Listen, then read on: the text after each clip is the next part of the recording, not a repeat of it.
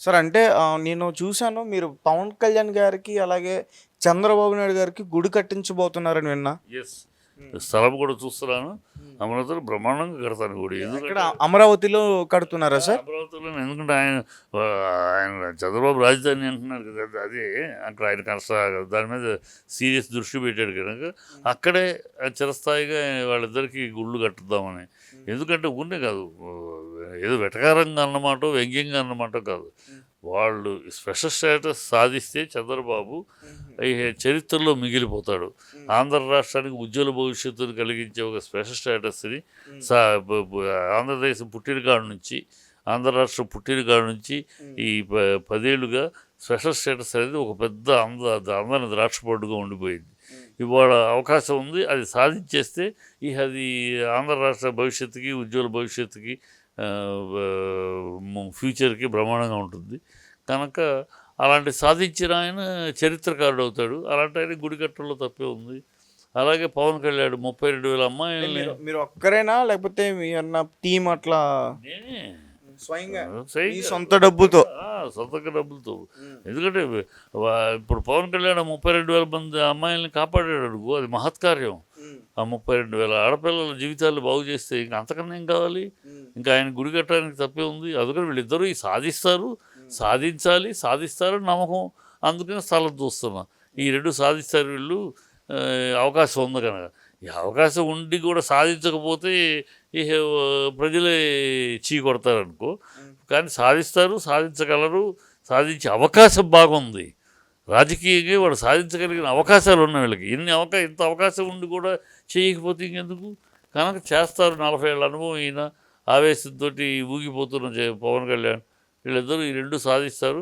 సాధించినప్పుడు ఆ మహత్కార్యం సాధించిన పవన్ కళ్యాణ్కి ఆంధ్ర ఉజ్వల భవిష్యత్తు మూలమయ్యే స్పెషల్గా తీసుకొచ్చి చంద్రబాబుకి గుడి కడతాను.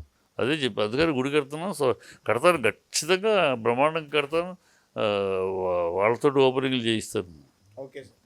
అయితే మీరేమో ఇక్కడ గుడి కడతా అంటున్నారు, కానీ మీకు పవన్ కళ్యాణ్ గారి దగ్గర నుంచి అయితే మీకు పవన్ కళ్యాణ్ గారు ఫ్యాన్స్ దగ్గర నుంచి బెదిరింపు కాల్స్ వస్తున్నాయని విన్నాను నేను. వస్తున్నాయి. వాళ్ళు పవన్ కళ్యాణ్ ఫ్యాన్స్ దగ్గర ఉన్న ఇదే అంతే. ఇప్పుడు మిగతా ఫ్యాన్స్, నేను అలనాటి నుంచి రామారావు గారి సినిమాలు పనిచేసినప్పుడు కానీ, మా నాన్నగారు రామారావు గారి సినిమాలు రాసినప్పుడు కానీ, తర్వాత కృష్ణ గారి సినిమాలు రాసినప్పుడు కానీ, కృష్ణ గారి సినిమాలు పనిచేసినప్పుడు కానీ, అలాగా ఆ రోజుల నుంచి రామారావు గారు, నాగేశ్వరరావు, కృష్ణ గారు, నాగేశ్వరరావు, శోభన్, వీళ్ళ ఫ్యాన్స్, వీళ్ళందరితోటి ఇంటరాక్ట్ అవ్వడం. చిరంజీవి ఫ్యాన్స్ కూడా, బాలకృష్ణ, అందరూ ఇంటరాక్ట్. వీళ్ళందరూ ఈ ఫ్యాన్స్ అందరూ ఒక టైపు. వీళ్ళు వాళ్ళ హీరోని అభిమానిస్తారు, వాళ్ళ హీరో చెప్పే కార్యక్రమాలు చేస్తారు. మరొక బూతులు తిట్టడము, కోపం వచ్చినా, ఒక విరోధాలు వచ్చినా కూడా బూతులు తిట్టాలు, ఈ ఫోన్లు చేసి అంటాలు చేయరు. మరి ఈ పవన్ కళ్యాణ్ ఫ్యాన్సే అంత రౌడీతనాలు, ఫోన్లు చేయటాలు, బూతులు తిట్టాలు, ఇంట్లో వాళ్ళని తిట్టాలు ఏవి చేస్తూ ఉంటారు. అది వాళ్ళ చిల్లర బుద్ధిని బయటికి చెప్తే కానీ ఫ్యాన్స్ అనే విలువలు తగ్గిస్తుంది. అది పవన్ కళ్యాణ్ ఫ్యాన్స్కి అది ఏంటంటే అలవాటు చేశాడు నాగబాబు. వాళ్ళని రెచ్చగొట్టడం ఆయనే హ్యాండిల్ చేస్తూ ఉంటాడు. వాళ్ళని రెచ్చగొట్టడం, వాళ్ళని మాట్లాడమంటాం, మీరు సమాధానం చెప్పండి అంటాం, దాంతో వాళ్ళు రెచ్చిపోతారు. అది సాధారణంగా. అంటే మిగతా గతంలో హీరోలని ఎన్ని గొడవలు వచ్చినా కూడా ఫ్యాన్స్కి వీళ్ళు సలహా ఇచ్చారు, మీరు మీ అభిమానం మీకు అభిమానం ఉంచుకోండి, అంతే తప్పితే ఇతరుల మీద రాళ్ళు రువ్వటం, ఇతరుల మీద చేయటం వద్దు అని ఈ హీరోలు చెప్పేవారు. అందుకని ఆ హీరోలు ఫ్యాన్స్ క్రమశిక్షణలో ఉండేవారు. ఒకనొక సందర్భంలో రాజశేఖర్ మీద చిరంజీవి గారి ఫ్యాన్స్ దాడి చేసినప్పుడు స్వయంగా చిరంజీవి గారే వచ్చి దాన్ని కంట్రోల్ చేయడం మనం చూసాం. ఇప్పుడు చిరంజీవి గారు వీరమ్మ, చిరంజీవి గారు హ్యాండిల్ చేయట్లా ఫ్యాన్స్ని హ్యాండిల్ చేసేది నాగబాబు. నాగబాబే విచక్షణ చూపించాలి ఫ్యాన్స్కి. ఎందుకంటే ఫ్యాన్స్కి నాగబాబు గురువు. చిరంజీవి చెప్పినా కూడా కాదు, నాగబాబు చెబితే ఎగపడిపోతారు, నాగబాబు చెబితే కూర్చుంటారు.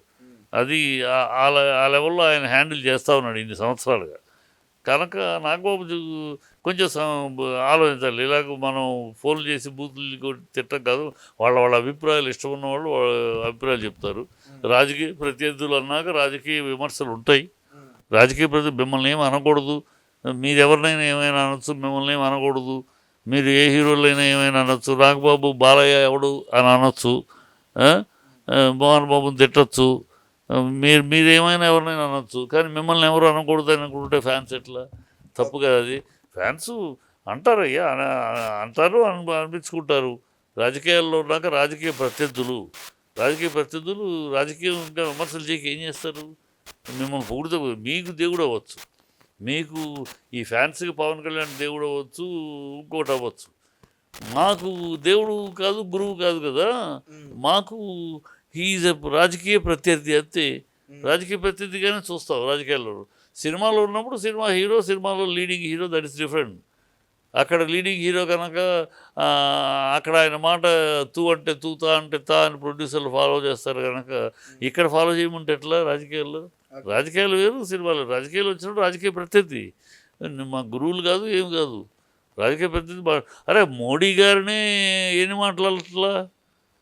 మోడీ గారిని అంతకన్నా ఎక్కువ మోడీ గారు ఎన్ని అన్నారు? కాంగ్రెస్ వాళ్ళు దొంగ అన్నారు, ముసలిన్ అన్నారు, హిట్లర్ అన్నారు, రక్త పిపాసి, రకరకాలు మాట్లాడారు. బూతులు మాట్లాడాలు, ఎస్ఐగా మాట్లాడాలు. మనం బూతులు తిట్టినా సేకరి ఇక వాళ్ళ నోట్లో పడి మనం మాట. అందుకని ఫోన్లు కట్ చేస్తాను. మరి ఇదివరకు కొన్నిసార్లు తిడితే బుద్ధుంటే రారా నేరుగా వచ్చి మాట్లాడరా, ఎవడో నువ్వు సన్నాసి గన్నాయిగడు ఎవడో ఫోన్లో కదా నేరుగా తిట్టేవాడిని. ఇప్పుడు అసలు దరిద్రం కట్ చేస్తారు, ఎందుకు ఇది అని. Okay sir, thank you so much.